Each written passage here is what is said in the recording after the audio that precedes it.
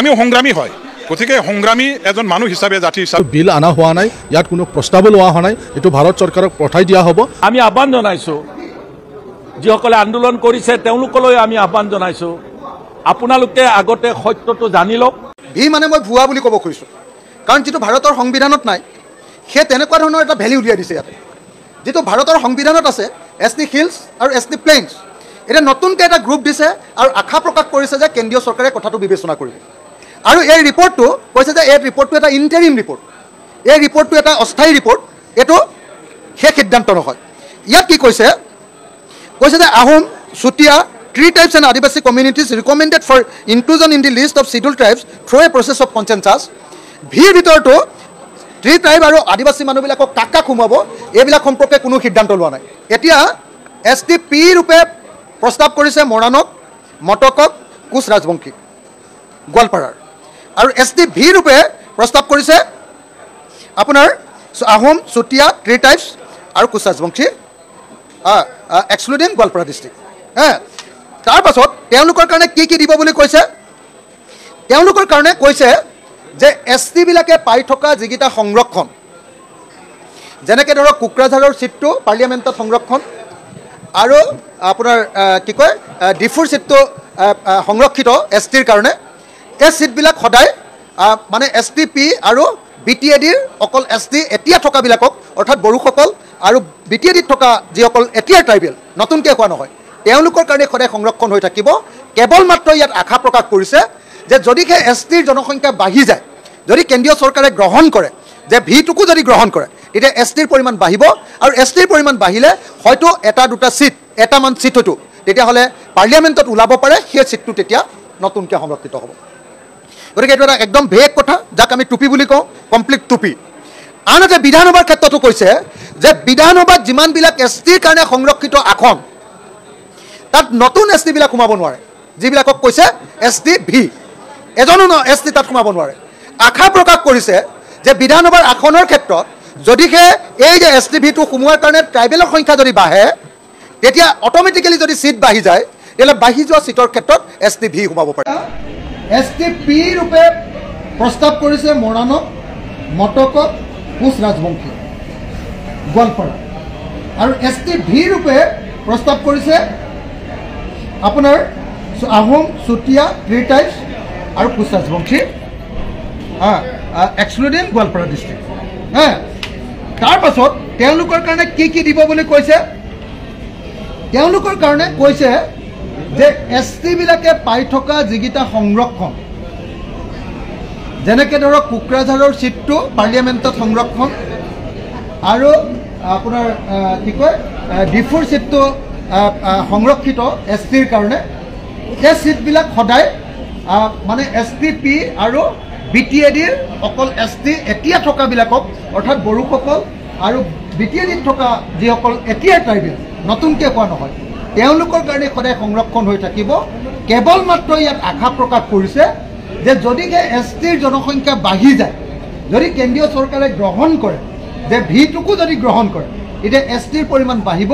আৰু এছ টিৰ পৰিমাণ বাঢ়িলে হয়তো এটা দুটা চিট এটামান চিট হয়তো তেতিয়াহ'লে পাৰ্লিয়ামেণ্টত ওলাব পাৰে সেই চিটটো তেতিয়া নতুনকৈ সংৰক্ষিত গতিকে এইটো এটা একদম ভেগ কথা যাক আমি টুপি বুলি কওঁ কমপ্লিট টুপি আনহাতে বিধানসভাৰ ক্ষেত্ৰতো কৈছে যে বিধানসভাত যিমানবিলাক এছ টিৰ কাৰণে সংৰক্ষিত আসন তাত নতুন এছ টিবিলাক সোমাব নোৱাৰে যিবিলাকক কৈছে এছ টি ভি এজনো এছ টি তাত সোমাব নোৱাৰে আশা প্ৰকাশ কৰিছে যে বিধানসভাৰ আসনৰ ক্ষেত্ৰত যদিহে এই যে এছ টি ভিটো সোমোৱাৰ কাৰণে ট্ৰাইবেলৰ সংখ্যা যদি বাঢ়ে তেতিয়া অট'মেটিকেলি যদি চিট বাঢ়ি যায় তেতিয়াহ'লে বাঢ়ি যোৱা চিটৰ ক্ষেত্ৰত এছ টি ভি সোমাব পাৰিব এছ টি ভিটো তেতিয়া বাঢ়ি যোৱা চিটৰ ক্ষেত্ৰত সোমাব পাৰিব তাৰ পাছত আটাইতকৈ ইণ্টাৰেষ্টিং কথাটো কৈছে যে কেন্দ্ৰীয় চৰকাৰৰ চাকৰিবিলাকৰ সংৰক্ষণৰ ক্ষেত্ৰত কেন্দ্ৰীয় চৰকাৰৰ চাকৰিবিলাকৰ ক্ষেত্ৰত বা কেন্দ্ৰীয় চৰকাৰৰ যিকোনো এপইণ্টমেণ্ট আটাইবিলাকৰ ক্ষেত্ৰতে নতুনকৈ সৃষ্টি কৰা এছ টি ভিবিলাক সোমাব নোৱাৰে কাৰণ কেন্দ্ৰীয় চৰকাৰে অকল এছ টি পি আৰু এছ টি আপোনাৰ হিলছ আৰু এছ টি প্লেইনছ এই দুটাকে যিহেতু কৈ থৈছে মই কৈ দিছোঁ implications for central government reservation. At the central government level, where a single national ST list operates, কৈছে যে গোটেই ভাৰতবৰ্ষত অকল এখনেই ST লিষ্ট আছে। এতিয়া কৈছে যে ST-V কৰে সেইটো চেণ্ট্ৰেল লিষ্টত নোসোমায়। যিহেতু চেণ্ট্ৰেল লিষ্টত নোসোমায়, গতিকে ST-V বিলাকে কি কৰিব? Separate reservation for ST-P, ST-H, ST-V cannot be created under the present constitutional framework. The group of ministers could not identify a viable mechanism to bifurcate reservation for central government employment or central educational institution. তাৰমানে কৈ দিলে যে নতুনকৈ তৈয়াৰ কৰা কোনো ST-V এটাও central গভৰ্ণমেণ্টৰ চাকৰি বা অন্য চেণ্ট্ৰেল গভৰ্ণমেণ্টৰ কোনো ক্ষেত্ৰতে কোনো সোমাবলৈ অৰ্থাৎ আহোম, চুতীয়া, কোচ ৰাজবংশী আৰু আদিবাসী চাহ জনগোষ্ঠীৰ লোকসকলক সোমাবলৈ নিদিয়ে। Under current practice, ST Hills and Active Plains, candidates from Assam already compete as a single ST category in central institutions. The government of group of ministers believes that Assam as a whole will benefit if the 6 new communities also compete with this common list ST pools. নহ'ব বুলি ক'লে। এতিয়া inclusion of Moran and Matak and Koch Rajbongshi Goalpara কৈছে যে মৰাণ, মটক আৰু কোচ ৰাজবংশী গোৱালপাৰা তেওঁলোকক হেৰি কৰিব, তেওঁলোকক ST হিচাপে প্লেইনছ হিচাপে গণ্য কৰিব। তেওঁলোক অৰিজিনেল ST হিচাপে গণ্য কৰিবৰ কাৰণে ইয়াত অনুমোদন দিছে। কিন্তু অনুমোদন দিব পাৰে, সেই অনুমোদনটো কেন্দ্ৰীয় চৰকাৰে পঠিয়াব আৰু কেন্দ্ৰীয় চৰকাৰে যদি পাছ কৰে তেতিয়াহ'লে হ'ব, যদি পাছ নকৰে তেতিয়াহ'লে নহয়। মই সেইকাৰণে আপোনালোকক আগতে কৈ গৈছিলোঁ যে কেন্দ্ৰীয় চৰকাৰে এই সম্পৰ্কে বিল আনিছিলে 2019 চনত ৰাজ্যসভাত। সেই বিলখনত ইয়াতকৈ বহুল ভাত কথা কৈ থৈছে। গতিকে সেই বিলখন পাছ কৰি দিলে অসমৰ 6 জনগোষ্ঠীৰ জনজাতিকৰণ হৈ যায়। কিন্তু আমাৰ বিজেপি চৰকাৰখনে, হিমন্ত বিশ্ব শৰ্মা চৰকাৰখনে যি নৰেন্দ্ৰ মোদীয়ে 6 মাহৰ ভিতৰত 6 জনগোষ্ঠীক জনজাতিকৰণ কৰিম বুলি কৈছিলে, আজি এই ৰিপৰ্টৰ জৰিয়তে আকৌ এবাৰ প্ৰমাণ কৰি দিলে যে 6 জনগোষ্ঠীক জনজাতিকৰণ কৰিবলৈ নহয়। 2026 চনত 6 জনগোষ্ঠীক টুপি পিন্ধাই, 6 জনগোষ্ঠীক জাপি পিন্ধাই মিছা কথা কৈ, ভুৱা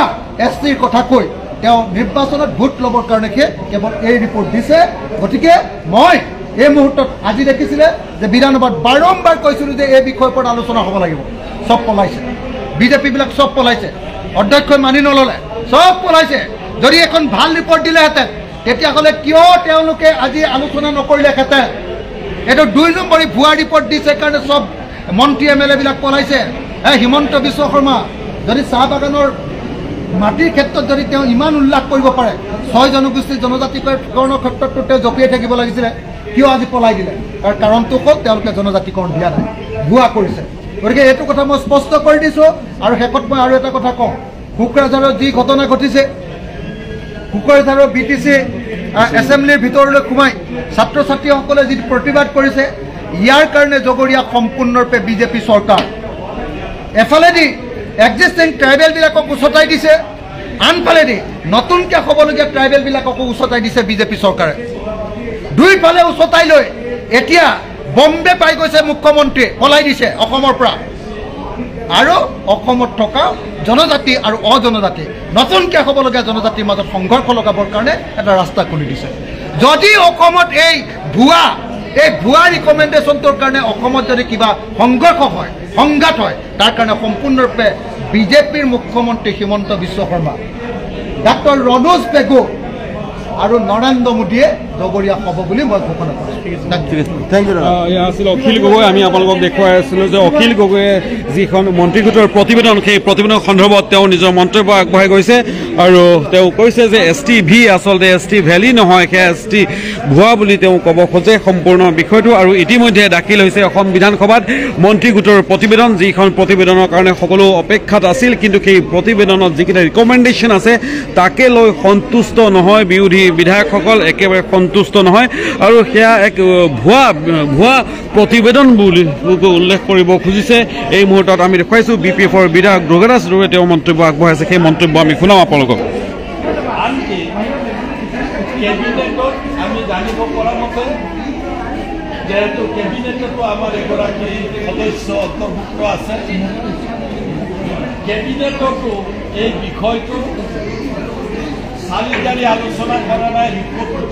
হয় আমি দেখুৱাই আছোঁ অসম বিধানসভাৰ চৌহদৰ পৰা এই সকলো দৃশ্য আমি আপোনালোকক দেখুৱাই আছোঁ আৰু ইতিমধ্যে মন্ত্ৰী গোটৰ 6 জনগোষ্ঠী জনজাতিকৰণ সন্দৰ্ভত মন্ত্ৰী গোটৰ যি প্ৰতিবেদন সেই প্ৰতিবেদন ইতিমধ্যে বিধানসভাত দাখিল হৈছে আৰু দাখিল কৰাৰ লগে লগে বিধানসভা স্থগিত কৰি ৰখা হৈছে অৰ্থাৎ শেষ হৈছে শীতকালীন অধিৱেশন আৰু এই প্ৰতিবেদন সন্দৰ্ভত কোনো আলোচনা হোৱা নাই বিধানসভাত কোনো ধৰণৰ আলোচনা হোৱা নাই বা আলোচনাৰ কোনো সুবিধা দিয়া হোৱা নাই অধ্যক্ষক অনুৰোধ জনোৱা সত্ত্বেও ইয়াতে আলোচনা হোৱা নাই আৰু প্ৰতিবেদনখন দাখিল কৰাৰ লগে লগে ইতিমধ্যে শীতকালীন অধিৱেশন শেষ হৈছে আমি ইতিমধ্যে কৈ আছিলোঁ যে এই প্ৰতিবেদন সন্দৰ্ভত এই প্ৰতিবেদনখনৰ কাৰণে যথেষ্ট অপেক্ষাৰত আছিল ৰাজ্যবাসী 6 জনগোষ্ঠীৰ যিসকল নেতা তেওঁলোকে জনজাতিকৰণৰ দাবীত উজনি অসম তেওঁলোকে উত্তাল কৰি ৰাখিছিল আৰু ব্যাপক প্ৰতিবাদ সাব্যস্ত কৰি আছিল এতিয়া নিশ্চয়কৈ লক্ষণীয় হ'ব এই প্ৰতিবেদনৰ পাছত তেওঁলোকৰ ভূমিকা কি হয় সেয়া নিশ্চয়কৈ লক্ষণীয় হ'ব আৰু এই মুহূৰ্তত আমি আপোনালোকক ক'ব খুজিছোঁ যে STV নামে নতুন এটা ক্ৰাইটেৰিয়া উলিওৱা হৈছে অৰ্থাৎ পূৰ্বে আছিল STP অৰ্থাৎ ST প্লেইন ST হিলছ আৰু এই মুহূৰ্তত দেখা পোৱা গৈছে ST ভেলি নামেৰে এক নতুন ক্ৰাইটেৰিয়াৰ সৃষ্টি কৰা হৈছে যিটো ক্ৰাইটেৰিয়া কোনো সংবিধানত আমাৰ সংবিধানত নাই অৰ্থাৎ বিৰোধী নেতাসকলে ক'ব খোজে যে ST ভেলি নহয় আচলতে ST ভুৱা এইখিনি কেইবাটাও ৰিকমেণ্ডেশ্যন দিয়া আছে এই ৰিপৰ্টখনত প্ৰতিবেদনখনত কিন্তু সেই ৰিকমেণ্ডেশ্যনৰ ক্ষেত্ৰত দেখা পোৱা গৈছে যে যিসকলক নতুনকৈ ST দিয়া হ'ব তেওঁলোকে কোনো ধৰণৰ তেওঁলোকে বিশেষ সা সুবিধা লাভ নকৰিব আনকি সেই বিষয়টো ইতিমধ্যে সেই কথা কৈছে বিৰোধী নেতাসকলে আৰু কি ৰিকমেণ্ডেশ্যন দিয়া আছে সেই সকলো তথ্য আমি আপোনালোকক জনাবৰ কাৰণে চেষ্টা কৰিম কিন্তু এই মুহূৰ্তত আমি আপোনালোকক দেখুৱাই আছোঁ অসম বিধানসভাৰ চৌহদৰ দৃশ্য 5 দিনীয়াকৈ আৰম্ভ হৈছিল অসম বিধানসভাৰ শীতকালীন অধিৱেশন আৰু অসম বিধানসভাৰ শীতকালীন অধিৱেশনৰ পঞ্চমটো দিনত অৰ্থাৎ অন্তিম দিনটোৰ শেষ মুহূৰ্তত বিধানসভাত মন্ত্ৰী গোটৰ প্ৰতিবেদনখন দাখিল কৰা হয় আৰু ইয়াৰ লগে লগে সমাপ্ত কৰা হয় বিধানসভাৰ অধিৱেশন আৰু যাক লৈ ইতিমধ্যে ব্যাপক বিতৰ্কৰো সূচনা হৈছে আমি আপোনালোকক ক'ব খুজিছোঁ যে আজি সন্ধিয়া অৰ্থাৎ বিয়লি ভাগত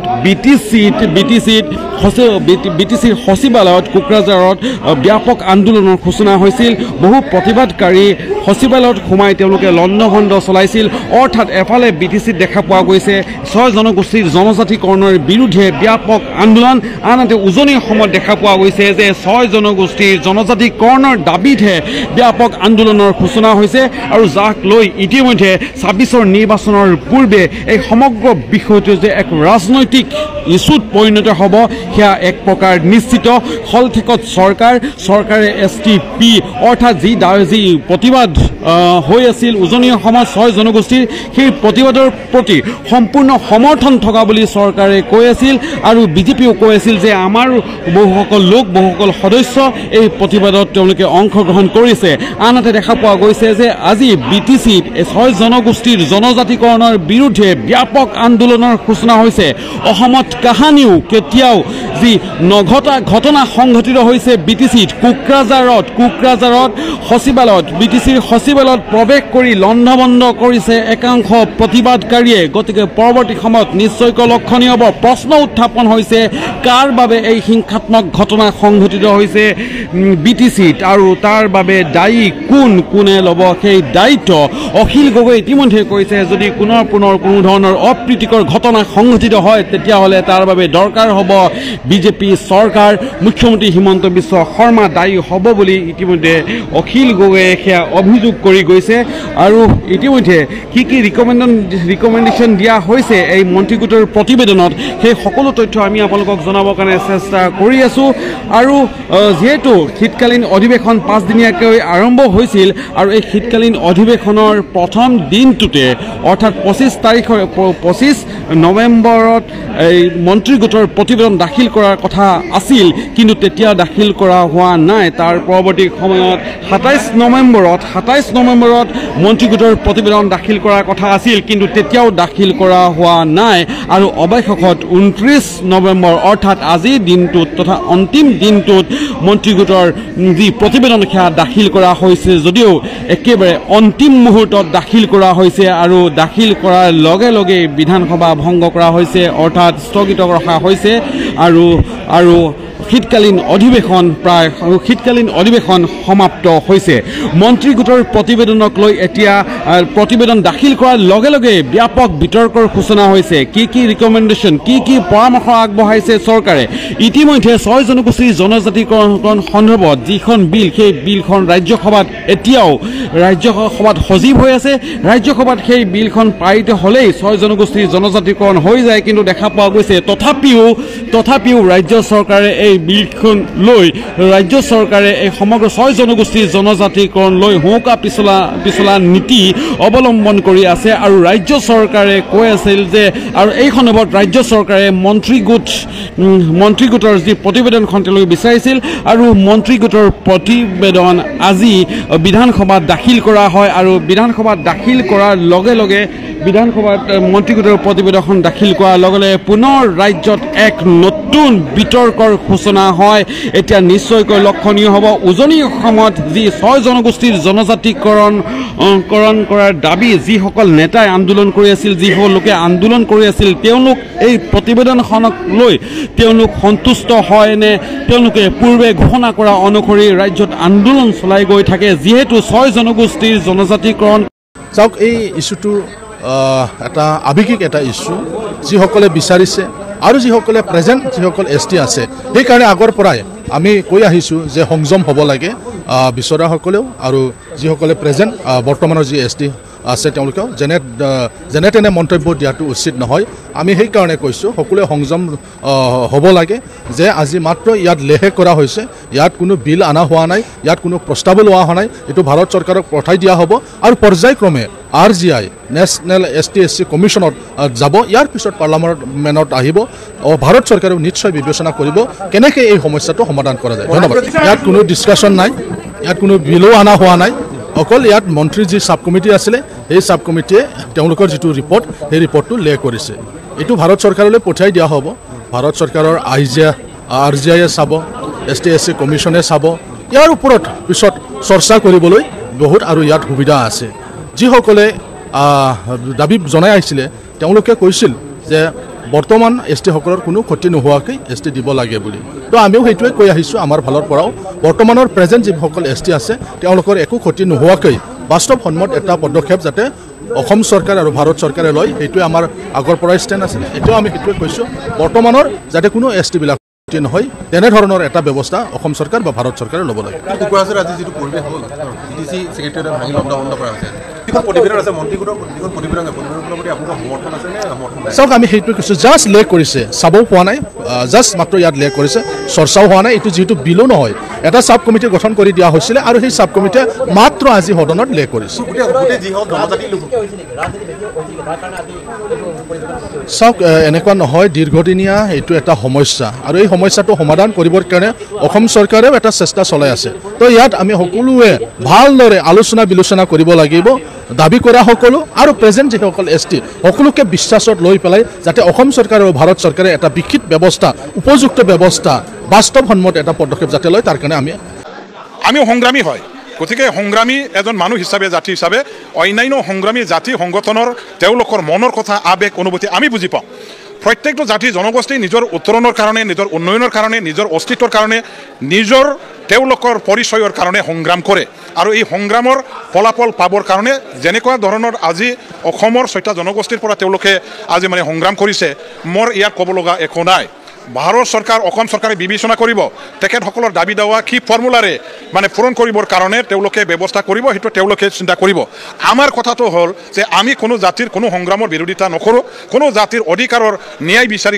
বিচাৰি সংগ্ৰাম কৰাটো আমি কেতিয়াও বেয়া নাপাওঁ এতিয়া আমাৰ কথাটো হ'ল যে প্ৰথম আমি আমাক চাব লাগিব আমি কোন হয় আমি হলোঁ ফ্ৰেঞ্চ ট্ৰাইবেল মানুহ আমাৰ আগৰ পৰাই ষ্টেণ্ডটো ক্লিয়াৰ যে অলৰেডি যিসকলে ফ্ৰেঞ্চ ট্ৰাইবেল কেটেগৰীৰ মানুহ আছে আৰু ফ্ৰেঞ্চ ট্ৰাইবেল হিচাপে যিমানখিনি আইনগত সাংবিধানিক সুযোগ সুবিধা আমি অধিকাৰ পাই আছোঁ সেইটো 1% কৰিব নকৰাকৈ কোনে কি বিচাৰিছে কোনটো জাতিয়ে কি বিচাৰিছে বিচৰা নাই চৰকাৰবিলাকে সেইটো দিয়াৰ ব্যৱস্থা কৰক কাকবা কিবা দিবলৈ গৈ আমাৰ অৰিজিনেল 14টা জনগোষ্ঠী তেওঁলোকে এনজয় কৰি অহা অধিকাৰ আমাৰ প্ৰাপ্য আমাৰ মৰ্যাদা কোনো প্ৰকাৰে ক্ষতি হ'ব নালাগে আমাক কোনো দিন বিপদত পেলাই 14টা জনগোষ্ঠীৰ অধিকাৰটো খৰ্ব কৰি পেলাই মানে সমাধানৰ ফৰ্মুলা সেইটো আমি মানি নলওঁ সেইটো আমাৰ স্পষ্টভাৱে আগৰ পৰা ষ্টেণ্ড আছে without affecting the rights and privilege enjoyed by দি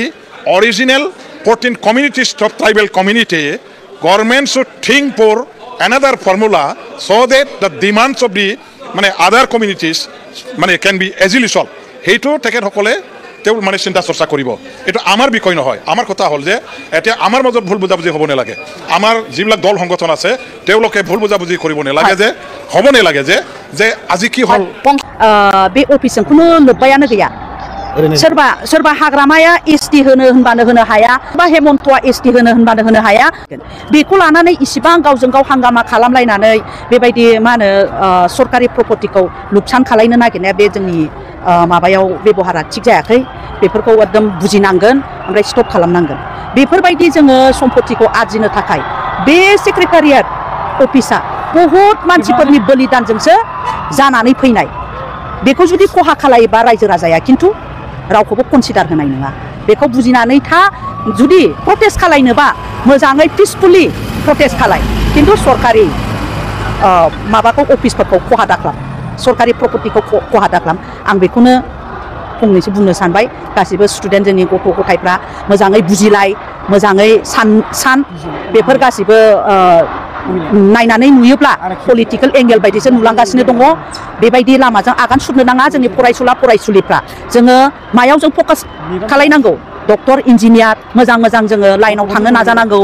जे जायगायावसो जोङो बेफोरखौ गासिबो जोङो आवगायलांनो हागोन बा डेभेलप खालामलांनो हागोन आरो मोनखानाय जिनिसखौ जोङो बिदि गावजों गाव खहा खालामलायनो नाङा সংখ্যক লোকে ছাত্ৰ ছাত্ৰী বুলি জানিব পাৰিছো বিটিচিত এছেম্বলি হাউচত কিছু ক্ষতি কৰিছে বুলি আমি শুনিছো আৰু এটা মিছলিডিং এটা বাতৰি কোনোবাই প্ৰচাৰ কৰিছে এতিয়ালৈকে জনজাতিকৰণ বিলখন মাত্ৰ 20 মিনিট আগতে দিছে আৰু ঘটনাটো ঘটিছে 4-5 ঘণ্টা আগতে গতিকে নিশ্চয় তেওঁলোকে যিসকলে প্ৰতিবাদ কৰিবলৈ গৈছে সত্য নিউজটো তেওঁলোকে গম পোৱা নাই কাৰোবাৰ কথাত বা কাৰোবাৰ উচতনিত তেওঁলোকে তেনেকুৱা হয়তো এটা সিদ্ধান্ত লৈছে এছেম্বলিৰ ভিতৰত যিটো সময়ত তাত ঘটনা ঘটিছে বিলখনেই লে হোৱা নাই আৰু এখন বিল লে নোহোৱাকৈ কোনো এজন বিধায়কে তাত কি আছে গম নাপায় আনকি কেবিনেটত আমি জানিব পৰা মতে যেহেতু কেবিনেটতো আমাৰ এগৰাকী সদস্য অন্তৰ্ভুক্ত আছে কেবিনেটতো এই বিষয়টো চালিজাৰি আলোচনা কৰা নাই ৰিপৰ্টটো প্লেছ কৰিছে সেই একেধৰণে এছেম্বলিত পেছ কৰিছে আৰু এই মুহূৰ্তলৈকে আমাৰ হাতে হাতে ৰিপৰ্ট আছে যদিও আমি ৰিপৰ্ট চাবলৈ সময় পোৱা নাই এই 5-10 মিনিটত চাই শেষ কৰিব নোৱাৰি এখন ডাঙৰ ভলিউমৰ যেহেতু এটা ৰিপৰ্ট এতিয়া আমি বিপিএফ দল কিছুদিন আগতে চৰকাৰ কৰিছো হাগ্ৰামা মহিলাৰ নেতৃত্বত যথেষ্ট সংখ্যা গৰিষ্ঠতাৰে আমাৰ চৰকাৰ তাত হৈছে আজি 4-5 ঘণ্টা আগলৈকে এটা শান্তিৰ পৰিৱেশত তাৰ চৰকাৰখন চলি আছে আমি সন্দেহ কৰিছো কাৰোবাৰ উচতনিমূলক চিন্তা চৰ্চাত আমাৰ বিটিচি অঞ্চলত কৰবাত অশান্তি কৰাৰ পৰিৱেশ সৃষ্টি কৰিব বিচাৰিছে নেকি আমি বিটিচিত শাসনত থকা দল হিচাপে আমি আহ্বান জনাইছো যিসকলে আন্দোলন কৰিছে তেওঁলোকলৈ আমি আহ্বান জনাইছো আপোনালোকে আগতে সত্যটো জানি লওক